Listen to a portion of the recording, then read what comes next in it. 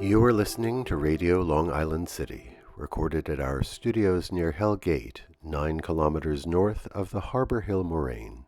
And now, the Observatory. The Observatory, Thursday the 7th of August, 2025. It is 48 days after the summer solstice. It is 46 days before the fall equinox.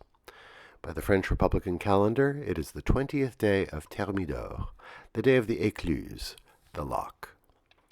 The sun rises today at 5:58 a.m. Solar noon takes place today at 1:02 p.m. The sun sets today at 8:04 p.m. Civil twilight ends at 8:34 p.m. and nautical twilight ends at 9:11 p.m. The length of daytime today is 2 minutes, 12 seconds, shorter than yesterday. The moon is in its waxing gibbous phase and is 97% full at midday. The full moon will arrive on Saturday, the 9th of August. These are the predicted tides today for Horns Hook. In the wee hours, low tide, 3:19 a.m., 12 centimeters. In the morning, high tide, 9:34 a.m., 1 meter 31. In the afternoon, low tide, 3:25 p.m., 24 centimeters. At night, high tide, 9:47 p.m., 1 meter 58. In our shared realm of plants and animals, the squirrels have begun digging in the garden plots again. In spring they dug and dug, looking for the stashes of nuts they had squirreled away over the winter. Now they are at it again. As they find nuts and other good things from the ripening trees, they are searching new places to hide their treasures. The garden beds are full of little holes. Where the squirrels dig among the fallen pine needles, little circular whorls decorate the yards. Commemorations. On this day in 1782, George Washington, in his role as commander of the Continental Army, created the Badge of Military Merit. The award took the form of a heart in purple cloth, edged with narrow lace.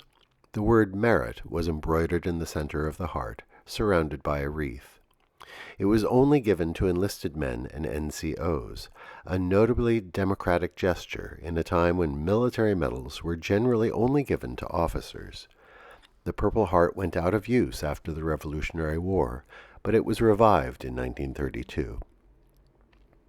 On this day in 1888, Theophilus Van Kannel of Philadelphia patented the revolving door, which has become a defining feature of modern public buildings. Not only does it provide an orderly flow for people entering and leaving a building, but it creates an airlock, so heating and cooling don't dissipate through the open doors. Its one great drawback is that it cannot accommodate wheelchairs. On this day in 1964, Congress passed the Gulf of Tonkin Resolution. It gave President Lyndon Johnson authority to assist any Southeast Asian nation facing communist aggression. It paved the way for American troops to enter the Vietnam War. On this day in 1974, Philippe Petit walked a tightrope between the twin towers of the World Trade Center. The buildings were topped out, but still under construction at the time. Petit and his team snuck into the towers. They used a bow and arrow to shoot a microfilament between the two buildings, and then pulled heavier and heavier ropes across the void, until finally they were able to stretch a 450-pound steel cable between the twin towers.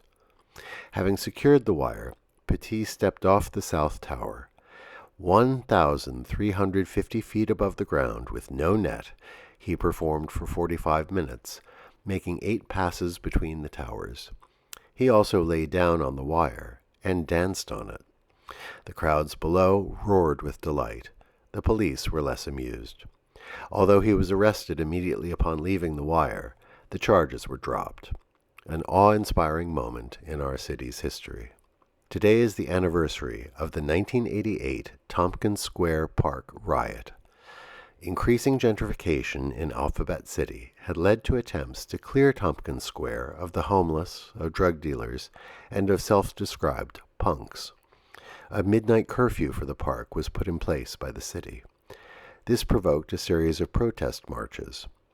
On the night of August 6th to 7th, The police showed up in force to empty the square. Things spiraled out of control as bricks and bottles were hurled at the cops. Then the police charged. According to many witnesses, they attacked indiscriminately. Bystanders and members of the press were beaten. There is much to ponder as we remember a hot, violent night in a city then in flux. And that is the Observatory, Thursday the 7th of August, 2025.